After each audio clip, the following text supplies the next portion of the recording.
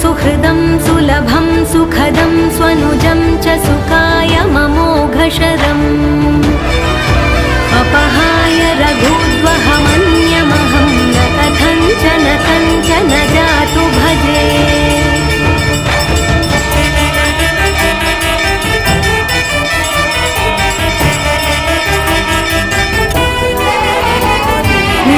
वेङ्कटेशं ननाथो ननाथः सदा वेङ्कटेशं स्मरामि स्मरामि